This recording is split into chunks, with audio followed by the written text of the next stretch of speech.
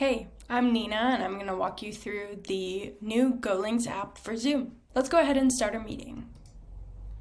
Now that you're in your meeting, you want to make sure that your apps tab is popped up and you'll open up this. So let's do go/marketing and we'll hit cast. It'll be displayed for you and everyone in your meeting. You can also open the GoLink and see what resource it's connected to, and it'll open up a window that correlates with your GoLink.